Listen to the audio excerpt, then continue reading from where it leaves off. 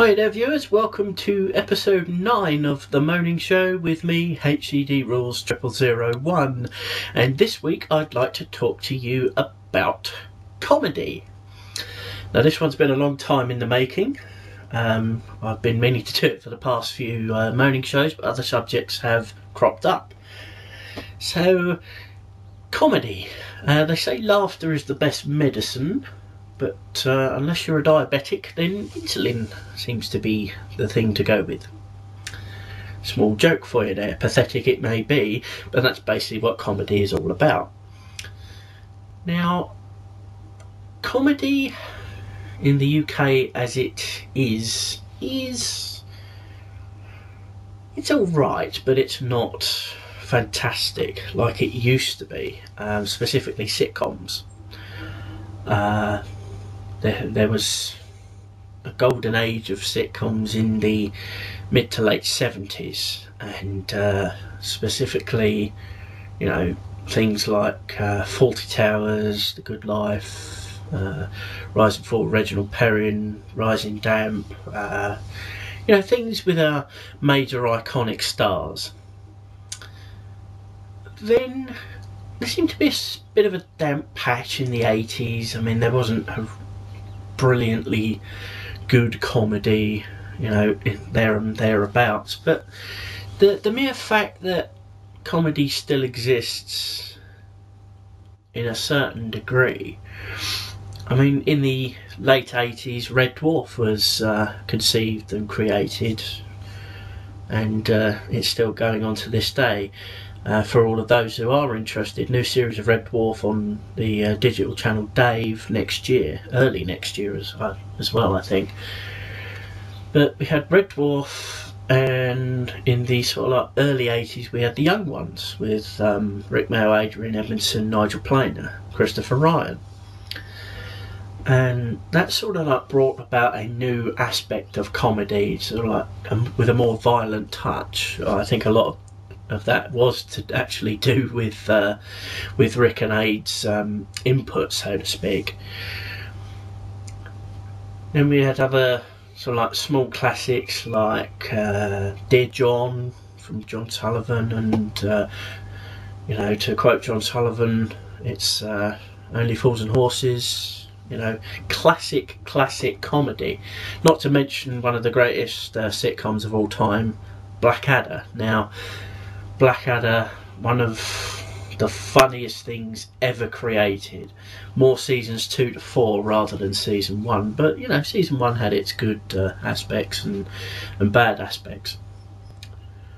But the problem with comedy as I see it today is that it seems to be controlled by the television critics, or the critics that, you know, so-called criticise these things, you know, saying it's good for this reason, it's bad for this reason.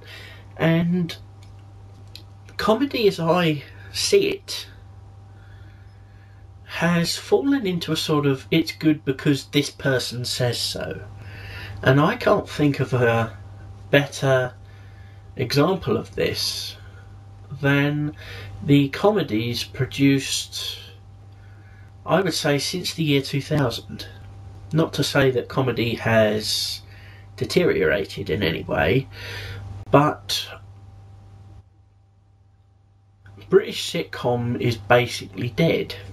My Family this year had its last ever episode, and I have to say that I think the reason the British sitcom is the way it is basically because of one woman and her writing partner, and that woman is Caroline Aherne, most known for the Royle Family, and possibly her writing partner Craig Cash, who was also in the Royle Family with her. Now, the Royle Family, in my opinion, I didn't find very funny at all. I have to also say that I think the Royle Family was basically a reality program but with actors portraying the contestants, so to speak. The Royle Family was a family sitting in their living room or lounge or whatever you want to call it, watching TV, talking to each other, making comments and the odd fart, you know, or whatever. And that, in my opinion, is not comedy. A sitcom, the word sitcom stands for situation comedy. And in my opinion, people sitting around talking is not a situation. It's what people do, so to speak. It's what I'm doing to you now. So I don't actually agree with the Royle Family actually being called a sitcom in any stretch of the imagination. I don't particularly find Caroline Aherne funny. Her characters in the Fast Show, the sketch show with Paul Whitehouse, Charlie Higson, Mark Williams, Simon Day and others, John... big lad, I can't quite remember his name, John Thompson, there we are. Her sketches in that were among the most annoying. For instance, the supermarket checkout girl, the husband and wife team where she's married to John Thompson and she's talking about, you know, maybe a holiday that they went on, and all he says is something to agree with her to not get on her nerves, and that's not actually comedy as far as I'm concerned. So even the characters that she portrayed in other things were what I'd call pathetic. So basically, as I was saying, she is the reason, I believe, she's the reason that the British sitcom is on life support. She created this sitcom and many more since then have followed. Now, I'm going to get dislikes for what I'm about to say. I'm probably going to get comments on what I'm about to say, as I know some people that do like the sitcoms I'm just about to mention. And the first sitcom that follows this pattern of Aherne's of not using an audience to laugh at the joke or laugh at what happens is probably the biggest sitcom of the 2000s, the noughties, and that's The Office. I don't like The Office. It's more embarrassing than funny as far as I'm concerned, says the bloke in a Lakers t-shirt. But Gervais's next sitcom, Extras, was basically a cringe fest, as I like to call it. There was bad publicity for the new Gervais merchant sitcom, which stars Warwick Davis, the dwarf actor, portraying a version of himself, and it wasn't particularly liked. But you know, there seems to be a penchant for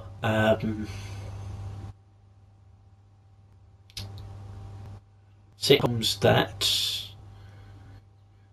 don't include a laughter track, and it's continuing, outnumbered. The comedy where the adults have a script but the kids don't, which is an interesting way to do it, but there's no audience participation, and sometimes you need a little bit of help with getting a laugh, you know, finding something funny.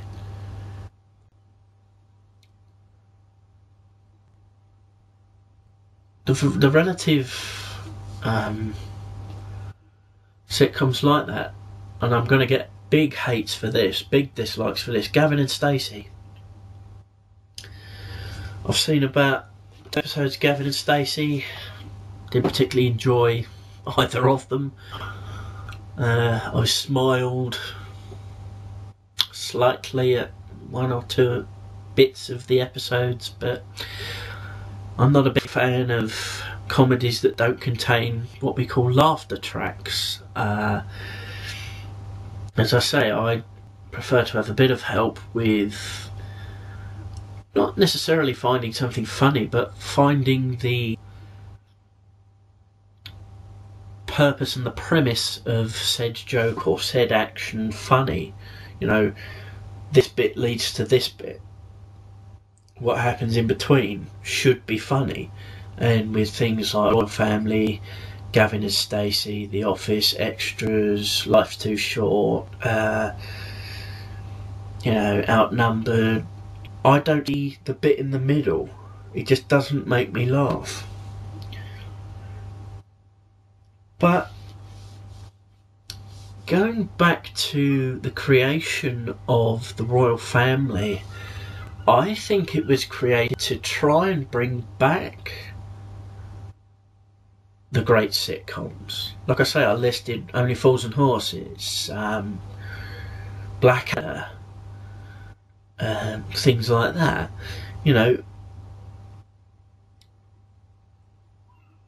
Caroline Aherne had to try something to bring the sitcom back to Britain, basically because at that time we had been bombarded by two of the great American sitcoms of all time, and Channel 4 had both of them. You know, I'm talking about Friends and the Cheer spin-off Frasier.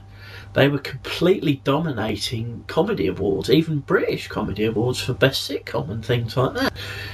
And, you know, Friends I've grown to like, not love. And Frasier is just one of the best sitcoms ever written. It's so clever.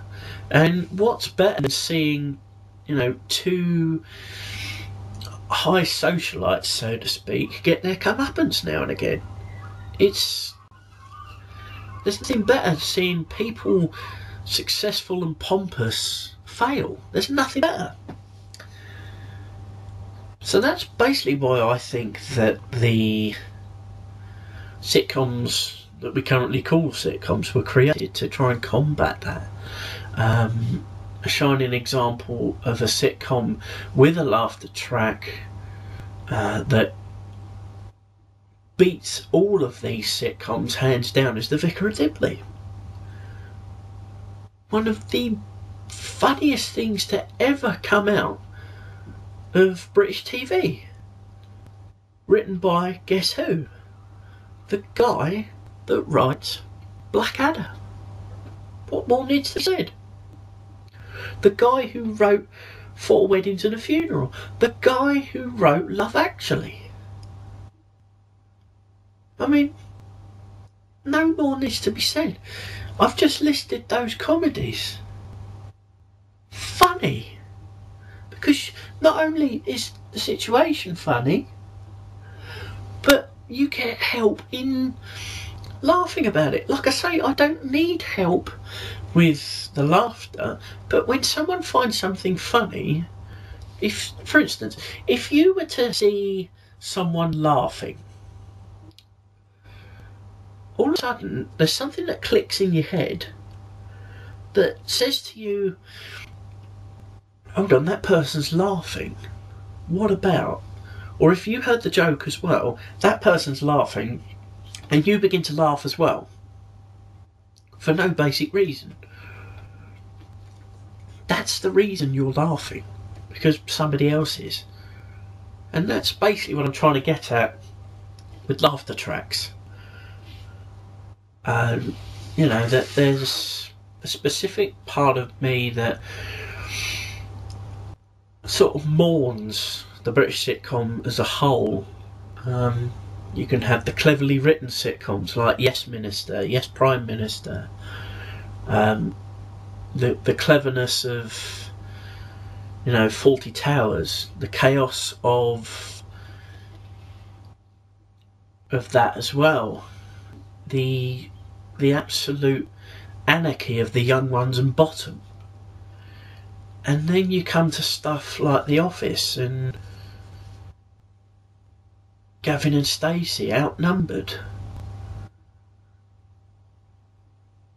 And one thing strikes me about all of these comedies is that they're annoying in a way.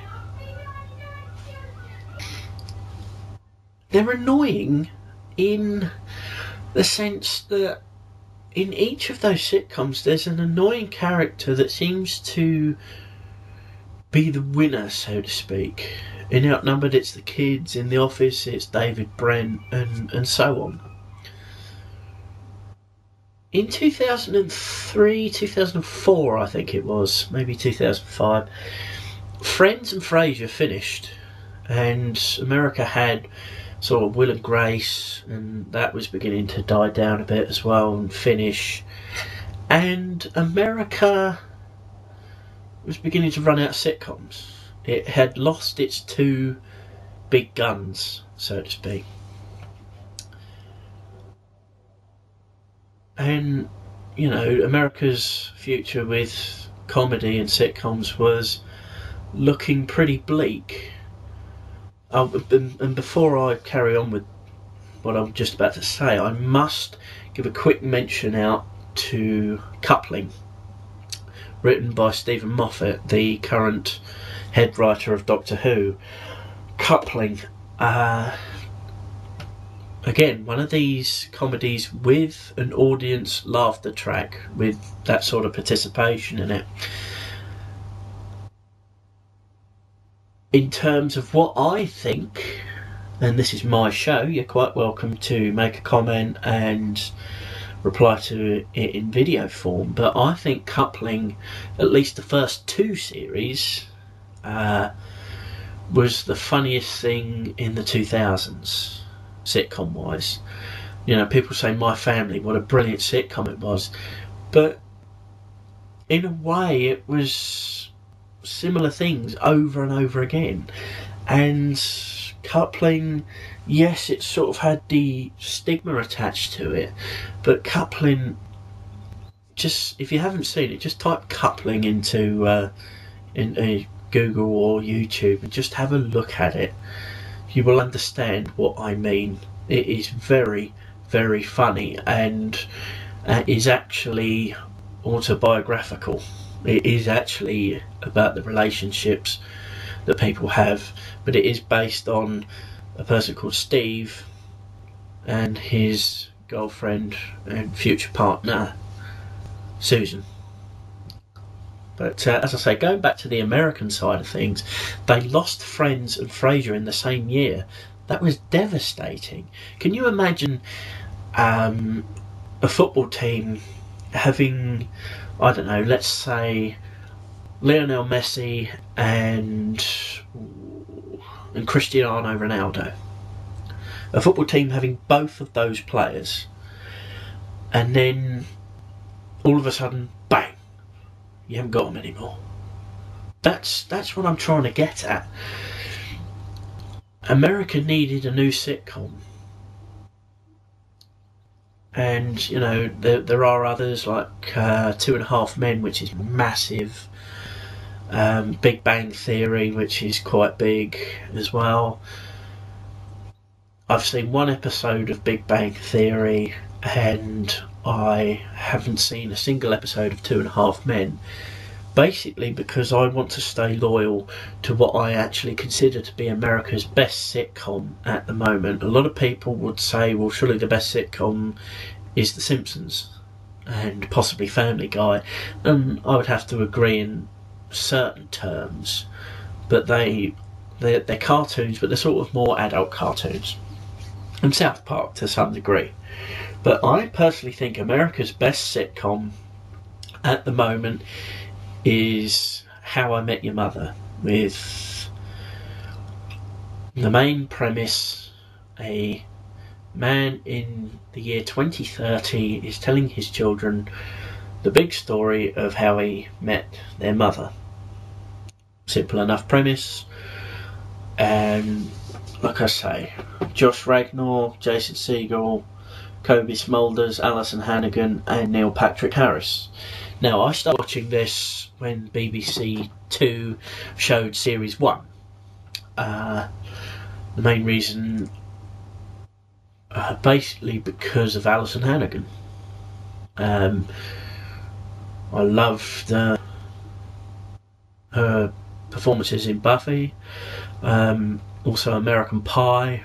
You can't get much funnier than her character in that. So I started watching it basically for her, and then realising that at that time Barney, who's played by Neil Patrick Harris, who was Doogie Howser, was quite possibly one of the best comic creations in sitcom ever. I mean, if you're talking about best comic creations, you have to talk Edmund Blackadder, you have to talk Rick Trotter, you have to talk Geraldine Granger. But in terms of American sitcom, you have to talk Joey Tribbiani. You have to talk Monica Geller. And then on the flip side of that, you have to talk Niles Crane. But in terms of sitcom character creation, you have to talk, in my opinion, Barney Stinson. He's a womanizer, he's a jerk, he's a complete arsehole. But he is hilarious. The things that guy gets up to. And the things he gets away with. Just incredible. And then you've got the... how can I call this? The power of Alison Hannigan and her female co-star Kobe Smulders as Robin Scherbatsky. I mean, talk about eye candy. But in all seriousness, How I Met Your Mother is the best American sitcom around at the moment. A lot of people would disagree with me, a lot of people will agree with me. And they're just in the middle of season 7 out in America.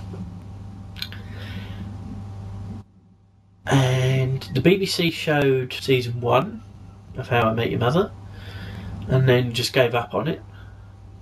But in all honesty, they showed it in a dead time slot. Now, the home of American sitcoms in this country is Channel 4. It showed both Friends and Frasier. And, you know, the Channel 4 got the rights to How I Met Your Mother. And are showing it continually on E4. Now, for several years now, Channel 4 have been showing sitcoms in the mornings, you know, so like early to, I'd say, mid-morning from about 7:30 onwards. You know, it's Everybody Loves Raymond. I have to mention that as well. I have forgotten about Everybody Loves Raymond. To be a sitcom that knocked Frasier off the top of the Emmys award winners list, your sitcom has to be good. And the thing about Everybody Loves Raymond is the fact that it's two parts of the same family, so to speak. It's the mother's side of the family, and it's the war against the mother's side of the family. And on the mother's side of the family, you've got the mother, you've got Raymond, and that's basically it. On the versus side of the family, you've got the father of the family, you've got the brother, and you've got the main character's wife. And obviously the kids make all sorts of different things, but you've got all of that, and chaotic situations and bits and bobs like that created a sitcom that beat Frasier one year to the Emmys. And that's how good American sitcoms are.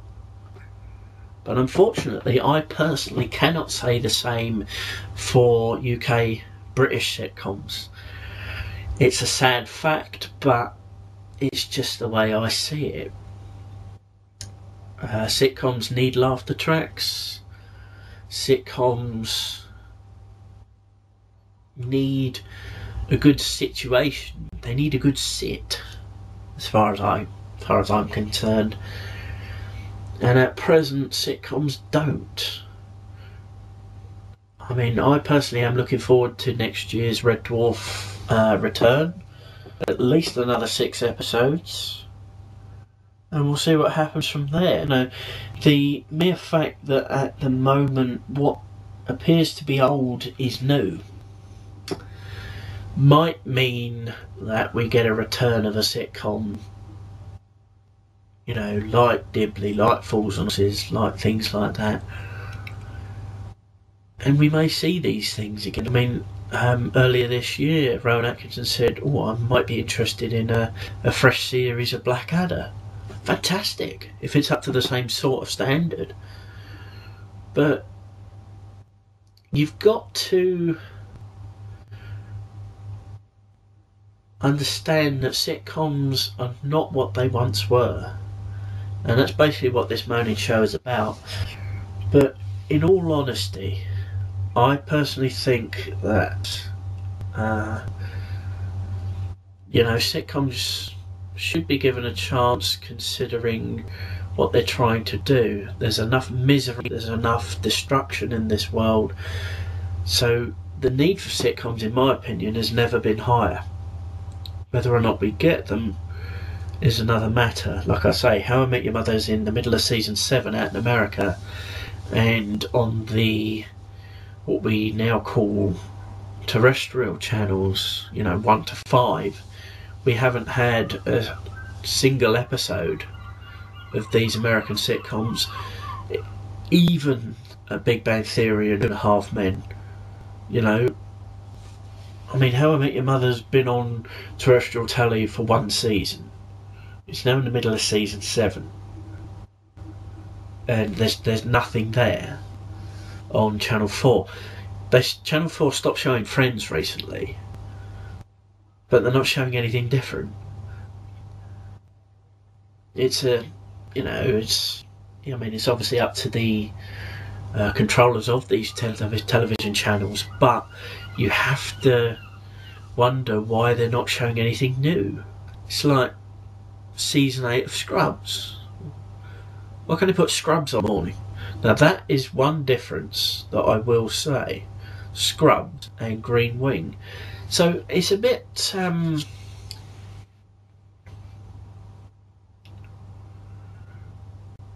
I like this, but I also like this. You know, I don't like this, but I like this in that sort of area. Hypocritical, you might call it. Because Green Wing and Scrubs don't have laughter tracks. It's not necessarily that, but both in Green Wing and Scrubs, you get unusual happenings, unusual goings on. And in things like Outnumbered and Stacey and Office, Life's Too Short, Extras, unusual things hardly ever happen. I don't know what it is, but I mean, in the thick of it as well, it's too clever. But that's what I'm basically trying to get at. It's, you either like one thing and you hate one thing, or you're all jumbled up. And I consider myself to be a bit jumbled up when it comes to sitcoms, comedy and all sorts of stuff like that. But I also consider myself a comedy fan. As I say, there's enough misery and depression going around in the world that we need a pick up now and again. And I look to sitcoms to do that. The only unfortunate thing is that these programmes are hardly on the TV anymore, unless you've got UK Gold. And if you've got Freeview, you haven't got UK Gold. So I turn to DVD sets, I turn to downloads of American sitcoms, and just to see what I can get, because TV at the moment is crap. So I've got to watch a DVD of this, I've got to see a movie of that. And, you know, that's basically what sitcoms is all about. It's about making us laugh. And apparently that's one of the hardest things people can do. So that's about it for this week of the Moaning Show. Again, I've had comments about the previous episode saying that it's not been ideal to sit at a screen just with the logo on it, but I will endeavour to improve camera quality. You know, I just saw a judder there that shouldn't have happened, but it's all in relative terms. I will obviously try and do something in the next year, and obviously when things improve. So like I say, thanks for watching. Put any comments in the comment box and let me know what you think. What are your favourite sitcoms? Who are your favourite sitcom characters? And I'll see you next time.